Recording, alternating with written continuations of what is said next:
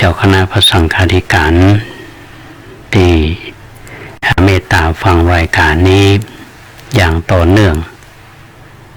แล้วก็คือกำลังใจแล้วก็คือคำแนะนำในการทำงานคือกำลังใจเพราะในช่วงที่ผ่านมาก็เราก็นำสิ่งที่เป็นสาระนำมาเสนอให้ผู้ฟังได้ฟังกันในส่วนของอาตมาภาพนั้นก็ทำหน้าที่เป็นผู้ดำเนินรายการโดยเฉพาะรายการลมโพของเรานั้นมีให้ท่านผู้ฟังได้ฟังมาเป็นเวลาหลายปีก็ได้ว่าฟังตั้งแต่หนุ่มๆจนถึงวันนี้นะครับแต่ก็ยังมีกำลังใจอยู่สำหรับท่านผู้ฟังที่ได้สอบถามมาเป็นห่วงเรื่องของสุขภาพว่าระยะหลังๆนี้บางทีก็ห่างหายรายการไปสาเหตุก็เพราะว่าหนึ่งอาจจะติดศาสนกิจบางวันนี้ปิกมาบัตันก็มีบางวันงานนักลงไปเหนื่อยเครื่องแห้งหมดแห้งก็มีแต่ก็ยังกระตือรือร้นท่านผู้ฟังอยู่อย่างในวันนี้ก็เช่นเดียวกันก็มีโอกาสได้ไปเจริญศรัทธากับผู้ที่มีน้ำใจเป็นกัลยาณมิตรสงเคราะห์กันในช่วงเช้านี้ก็ไปเป็นประธานในการเจริญพุทธมนต์ทำบุญบ้านใหม่ของคนศรีนาฏโพอยู่หรือน้องก้อยเมื่อก่อนก็ทำงานกองการศึกษาเทศบาลตำบลสุเทพตอนนี้ก็ไปทำงานเทศบาลนครเชียงใหม่ก็มีความฮักมีความนับถือกันก็ไปฉลองศรัทธาอันนี้เป็นสิ่งที่ชื่นชมและอนุโมทนาในการทำงานซึ่งจะทำงานที่ไหนก็ถือว่าเราทำงานเพื่อสังคมแล้วก็มีความเจริญก้าวหน้าในหน้าที่การงานบรรดาครูบาอาจารย์ที่ไปเจริญพุทธมนต์เพื่อนร่วมงานก็ดีหรือผู้บังคับบัญชาก็ดีมาแสดงความดีใจหลังจากที่ฉันภัตตาหารเพลเรียบร้อยก็ขึ้นไปฉลองศรัทธาโดยท่านพระครูธีระสุตพจน์ท่านรักษาการเจ้าคณะตำบลสุเทพเขต 2วัดผาลาดวันนี้ท่านนิมนต์ไปเป็นพระอุปัชฌาย์ก็ได้อุปสมบทพระในทางพระพุทธศาสนา1 รูปซึ่งก็เป็นผู้ที่มีความตั้งใจที่จะมาบวชศึกษาเรียนรู้และปฏิบัติตามความที่ตั้งใจเอาไว้ก็เป็นความภูมิใจของบรรดาพ่อแม่ญาติพี่น้องทั้งหลายก็มาร่วมอนุโมทนาเพื่อนเขามีความตั้งใจที่จะบวชก็ทำงานอยู่ที่โรงพยาบาลมหาราชท่านจากนั้นเขามาร่วมงานซึ่งพระเดชพระคุณท่านพระเทพปริยัติหลวงพ่อเจ้าคณะจังหวัดเชียงใหม่วัดเจ็ดยอดท่านก็เมตตาได้มีหนังสือนิมนต์เพื่อไปเป็นเกียรติในพิธีเปิดป้ายมูลนิธิวัดเจ็ดยอดก็วันนี้เป็นที่น่าชื่นใจหลวงพ่อได้เป็นประธานในพิธีเป็นประธานมูลนิธิพร้อมกันนั้นคณะกรรมการซึ่งเป็นคณะกรรมการชุดใหม่ซึ่งมีความเสียสละและขับเคลื่อนงานมูลนิธิสนองงานหลวงพ่อทางฝ่ายบ้านเมืองนั้นก็มีท่านปลัดจังหวัดเชียงใหม่ท่านวีรพันธ์ดีอ่อนเมื่อก่อนนั้นท่านเป็นนายอำเภอเมืองเชียงใหม่แล้วจากนั้นก็มีท่านผู้กำกับตำรวจภูธรช้างเผือกและมีท่านรองนายกของเทศบาลตำบลช้างเผือกแล้วบรรดาพี่น้องท่านสาธุชนทั้งหลายไปร่วมพิธีเปิดวันนี้นอกจากจะมีพิธีเปิดป้ายมูลนิธิ แล้วนี่หลวงพ่อท่านก็ได้มอบทุนการศึกษาคือกับพระภิกษุสงฆ์สมณเณรที่ศึกษาพระปริยัติธรรมทั้งแผนกธรรมและบาลีก็เป็นที่น่าชื่นใจว่าญาติโยมได้ร่วมกันเป็นเจ้าภาพทุนการศึกษาและอาตมาภาพในฐานะที่ได้สนองงานของหลวงพ่อเพิ่นก็มีความเมตตาคืออาตมาเนี่ยเป็นที่ปรึกษาด้านงานประชาสัมพันธ์ของมูลนิธิก็ได้ภาวนากับหลวงพ่อไว้ถ้ามีงานกิจกรรมใดๆของมูลนิธิหรือแม้แต่ของคณะสงฆ์อาจจะคือรับใช้ประการใดก็ยินดีเพราะว่าอาตมานั้นได้รับความเมตตาจากหลวงพ่อมาตลอดตั้งแต่ยังเป็นรองอธิการบดีมหาวิทยาลัยมหาจุฬาลงกรณราชวิทยาลัย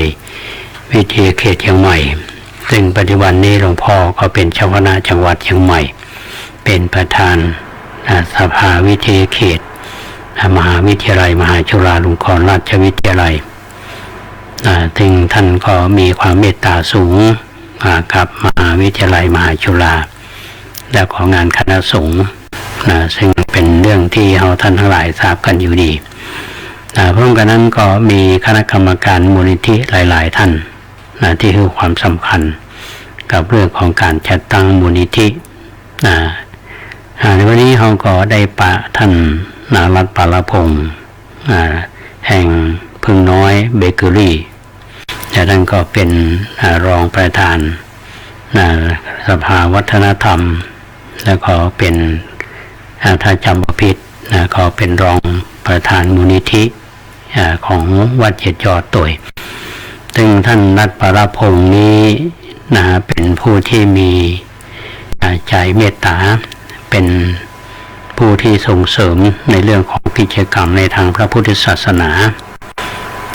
เพราะว่าในชีวิตของท่านนั้นท่านเคยอยู่ในร่มมาพาดกาสาวพัฒน์บวชเป็นทุเจ้าเป็นมหาปรริญญาแล้วก็รับราชการเป็นศึกษาธิการจังหวัดแล้วก็มาประกอบธุรกิจเป็นพึ่งน้อยเบเกอรี่แล้วก็มีศรัทธาในทางพระพุทธศาสนาท่านจะช่วยกิจกรรมของทุกวัดแม้แต่จังหวัดลำพูนก็ดีจังหวัดเชียงใหม่ก็ดีแม้แต่วัดประแดงเนี่ยท่านก็ถามไทยอยู่ตลอดเวลาว่าธรรมาภาพมาอยู่ที่นี่เป็นอย่างไรมีอย่างก็คือได้บอกกล่าวไปแล้วก็มีทำหลายท่านอันนี้เป็นบรรยากาศที่เราไปพบมา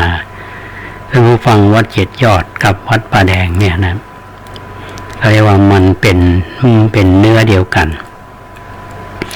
วัดป่าแดงเขานั้นพระเจ้าติโลกราชเป็นผู้สถาปนาเมื่อปี 1974 แล้ววัดเจ็ดยอดนั้นก็ตั้งหลังจากวัดป่าแดงเมื่อกี่ปีก็เนื่องมาจากว่าท่านพระยานคัมภีร์ซึ่งเป็นลูกศิษย์ของท่านพระธรรมซึ่งเป็นอาจารย์ที่อยู่วัดสวนดอกแล้วก็ท่านก็อยู่ในนิกายวัดสวนดอกก็มีศรัทธาเมตตาตอนพระยานคัมภีร์พระยานคัมภีร์นี้เป็นผู้ที่ฉลาดอย่างที่อาตมาภาพได้พิมพ์หนังสือเมื่อวันทอดกฐินเนี่ยยานคัมภีร์ผู้สถาปนาก็เรียกว่าส่งป่าแดงก็แจกคือกับญาติโยมทุกคนที่มาทำบุญที่วัดป่าแดงนะทีนี้ที่มีความเชื่อมโยงกับ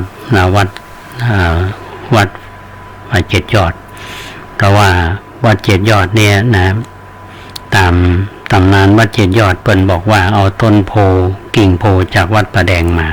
คือท่านพระมหายานคัมภีร์เนี่ยท่านเดินทางไปศึกษาที่ประเทศศรีลังกาแล้วก็กลับมาก็อัญเชิญพระพุทธรูปพระไตรปิฎกและต้นโพมาปลูกที่วัดป่าแดงแต่เอากิ่งโพจากวัดป่าแดงนี้ไปปลูกที่วัดเจ็ดยอดอันนี้เป็นเรื่องที่เรามีความเชื่อมโยงกันในอดีตและที่สำคัญนั่นก็คือเป็นเหตุการณ์ทางประวัติศาสตร์ที่จะต้องจารึกไว้ว่าพระสายวัดป่าแดงซึ่งมีวัดเจ็ดยอด วัดป่าแดงเราเนี่ยได้ร่วมแรงร่วมใจกันชำระพระไตรปิฎกในปี2020ในสมัยของพระเจ้าติโลกราชพระเจ้าติโลกท่านทรงอุปถัมภ์จึงมีพระธรรมทินาวัดป่าตาดเป็นประธานชำระพระไตรปิฎกนั้นเป็นเหตุการณ์ทางประวัติศาสตร์หลวงพ่อมาเป็นเจ้าอาวาสวัดเจ็ดยอดซึ่งวันที่ท่านมาก็เป็นเวลาหลายปีแล้วซึ่งอาตมาภาพก็มีโอกาสได้ไปถวายการต้อนรับท่านในวันนั้นก็ยังจำภาพเหตุการณ์ณวันนั้นได้ว่าสภาพวัดเจ็ดยอดเพียงจะได้แต่ท่านก็มาอยู่เราก็พัฒนาวัดเจ็ดยอดท่านก็ได้ต่อมาก็เป็นพระรามหลวงในฐานะที่เป็นวัดทางประวัติศาสตร์อันนี้เป็นเรื่องราวที่เชื่อมโยงกันในอดีตที่สำคัญนั่นก็คือท่านผู้ฟังว่าพระเจ้าติโลกราชเนี่ยเป็นผู้สถาปนาวัดป่าแดงเขาเป็นนิกายป่าแดงแล้วก็วัดเจ็ดยอดนี่ท่านพระเจ้าติโลกราชท่านก็สร้างขึ้นมาเพื่อที่จะเป็นที่อยู่ของพระลังกาท่านอุตตมปัญญานี่คือสิ่งที่เชื่อมโยงกันในอดีตซึ่งในปัจจุบันเนี่ยอาตมาภาพก็ยังมีความภาคความเคารพบูชาหลวงพ่อพระเทพปริยัติในฐานะที่ท่านเป็นเจ้าคณะปกครองโดยในฐานะที่ท่านเป็นพระผู้มีกัลยาณเป็นกัลยาณมิตรมีจิตเมตตาต่อทุกคนที่เข้าไปหาท่านอันนี้เป็นเรื่องที่อยากจะเล่าสู่ท่านผู้ฟังได้ฟังกันว่าคนเฮานั้นที่ปะกันเนี่ยในวันตึงวันเนี่ยท่านผู้ฟังที่เฮาปะกันเนี่ยถือว่าเฮามีบุญบางทีเฮาปะหน้ากันเนี่ยรู้สึกว่าเหมือนกับพูดจักกันมาเมื่อล่ะก็แสดงว่าคนนั้นได้ห่วมกันมาแต่ภพภูมิก่อนมาชาตินี้เฮาก็ได้ปะได้พบกันมาทำบุญอย่างวันนี้มีพิธีเปิดป้ายมูลนิธิวัดเจ็ดยอดเนี่ยผู้คนมาตั้งแต่ฝ่ายบ้านเมืองทั้งฝ่ายเทศบาลทั้งฝ่ายศิลปากรทั้งฝ่ายที่เกี่ยวข้องมีแต่กลุ่มเยาวชนเนี่ยมาแสดงว่าหมู่เฮาท่านทั้งหลายเนี่ยเกิดมามีบุญได้มาพบมาปะกันได้สร้างคุณงามความดีอันนี้ถ้าหากว่าคนเฮาบ่ถูกชะตากันเนี่ยท่านผู้ฟังมันจะบ่ปะกันปะกันครั้งแรกนี่ยังพูดจากแซ่กันเดี๋ยวบ่ชอบขี้หน้ากันแล้วก็มีบางคนนี่ปะกันครั้งแรกเหมือนกับรู้จักกันมาเมื่อล่ะเพราะฉะนั้นญาติโยมญาติพี่น้องท่านสาธุชนทุกท่านที่เฮามีโอกาสได้รู้จักมักคุ้นกันได้ทำบุญร่วมกันได้ทำกิจกรรมดีๆร่วมกันแต่โดยเฉพาะอย่างยิ่งการทำกิจกรรมเพื่อพระศาสนาเนี่ยถือว่าสำคัญยิ่งนะครับอย่างที่เรามาภาพได้อวนก่อนว่าการเกิดมาของคนนี้มันยากแสนยากที่เราฟังว่าพระพุทธเจ้าเนี่ยท่านตรัสกับบรรดาพระภิกษุสงฆ์ท่านหยิบเอาขี้ฝุ่นขึ้นมามาติดขี้เล็บเนี่ยเพิ่นก็ถามว่าฝุ่นในโลกเนี่ยมันมีนักถามพระภิกษุว่ามีนักแต่ว่าที่มินติดเฮาเนี่ยเหมือนกับคนที่เกิดมาเนี่ยที่ไม่ได้เกิดแถมเยอะเฮาท่านทั้งหลายที่เกิดมาเนี่ยก็ถือว่าเป็นผู้มีบุญแล้วก็มีโอกาสสร้างบุญคุณงามความดีในตอนที่เฮาอยู่โลกมนุษย์เนี่ยเอาไปเป็นเทวดาเฮาก็สามารถที่จะบรรลุธรรมได้เพราะฉะนั้นคนจะมาสร้างคุณงามความดีจะมาบรรลุธรรมเป็นพระอริยบุคคลเป็นพระอริยสาวกเนี่ยก็จะต้องเกิดมาในโลกมนุษย์เพราะฉะนั้นคนที่เกิดมาในโลกมนุษย์ทำมีโอกาสปะกันอย่างทุกวันเนี่ยเรียกว่าเป็นผู้มีบุญท่านผู้ฟัง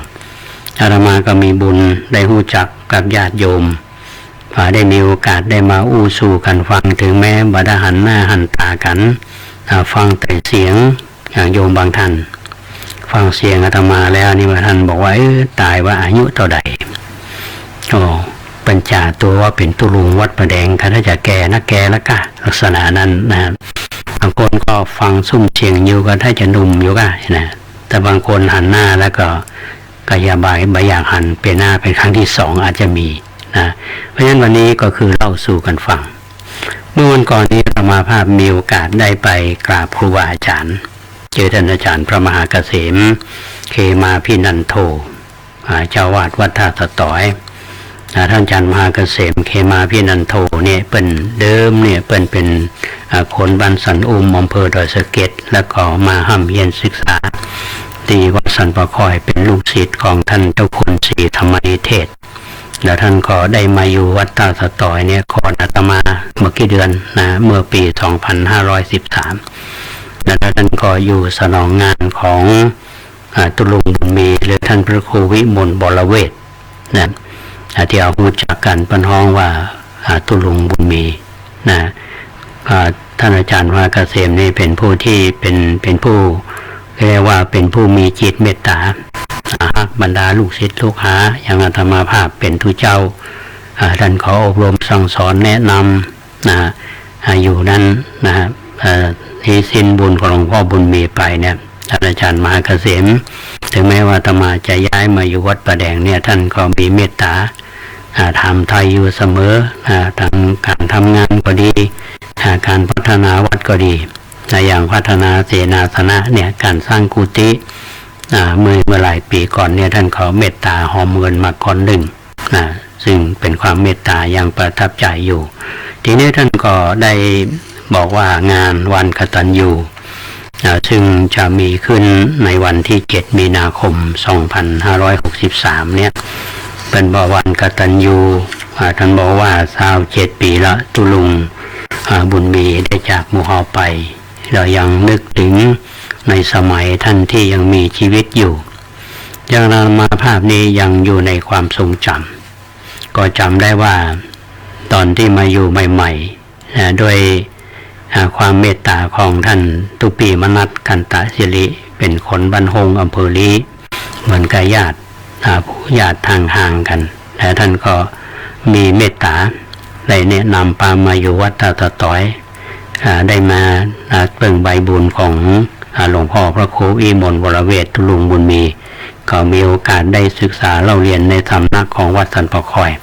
จำได้ว่าตอนนั้นท่านมหาเจริญสุวัตโกได้สอนชั้นบาลีไวยากรณ์แต่ท่านพระมหาอินแก้วสุวัชโชเป็นก็ตอนรักษาการเจ้าวาดวัดสันป่าคอยองค์ปัจจุบันเนี่ยนะเป็นก็สอนบาลีอาตมาเพราะฉะนั้นในส่วนที่เราได้รับความเมตตาเนี่ยตุลุงบุญมีหลวงพ่อบุญมีมีญาติโยมมาหาท่านตอนนั้นอาตมาก็ได้อาศัยใบบุญได้ไปห้ำเรียนหนังสือจากวัดสันป่าคอยเรามาเรียนวัดบุพารามในช่วงระยะเวลาที่อยู่เนี่ยเราได้รับความเมตตาจากครูบาอาจารย์เรามาจะอู้อยู่เสมอว่าเรามีวันนี้ได้ก็เพราะว่าครูบาอาจารย์เมตตาแล้วญาติโยมวัดตาสตอยก็มีความเมตตาอุปถัมภ์แม้แต่ถึงวันนี้จะมาอยู่วัดประแดงแล้วเนี่ย21 ปีแล้วท่านผู้ฟังคณะทาวัดตาสตอยเนี่ยเปิ้นก็ยังติดตามมาอยู่และอาจารย์พระมหาเกษมก็ยังเมตตาคือความเมตตาอย่างต่อเนื่องเพราะฉะนั้นงานวันกตัญญูในวันที่7 มีนาคม 2563ที่จะถึงนี้โมเฮามวลศิษยานุศิษย์ต้องปากันไปร่วมทำบุญเพื่อแสดงความกตัญญูกตเวทีต่อครูบาอาจารย์โดยเฉพาะอย่างยิ่งวัดตาสตอยนั้นเท่าที่ฟังมาเอามีเจ้าวาดคือครูบาพิมพิสารนี่เป็นตุลุงเปิ้นก็เล่าให้ฟังแล้วก็ตุลุงบุญมีหรือพ่อบุญมีเฮานี่เปิ้นก็ได้เป็นลูกศิษย์ของครูบาสิทธิสุขันโธเปิ้นก็เป็นเจ้าวาดแล้วท่านก็ได้เกิดที่สันนลุงบ้านสันนลุงกับวัดตาสตอยสันนลุงเหนือสันนลุงใต้ตอนที่อาตมาอยู่วัดตาสตอยนี่ก็มีคณะศรัทธาวัดสันนลุงก็มีปออาจารย์ปออาจารย์นานคำอันนี้อยู่ชุมชนตาสตอยแล้วก็มีคณะศรัทธามาอบอุ่นสมัยนั้นเอาอยู่กับตุลุงบุญมีเพราะฉะนั้นท่านอาจารย์มหาเกษมเนี่ยก็ถือว่าเป็นหลักในตอนนี้นะครับเป็นก็ได้อู้ถึงเรื่องของหลวงพ่อบุญมีเอาเป็นก็ได้เล่าไว้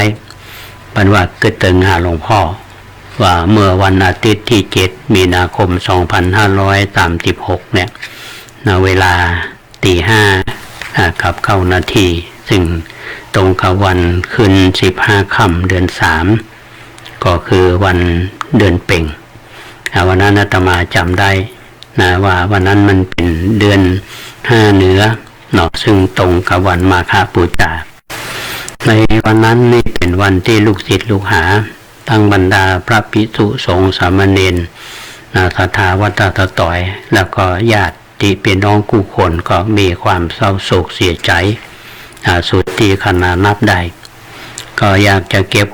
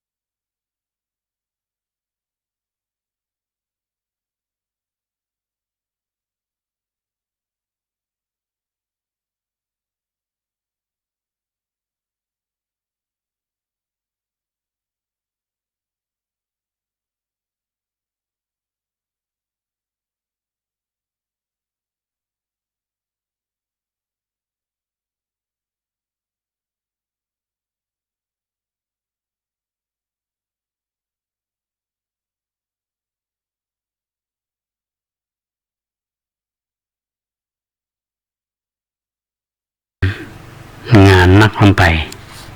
เหนื่อยเครื่องแห้งหมดแห้งก็มี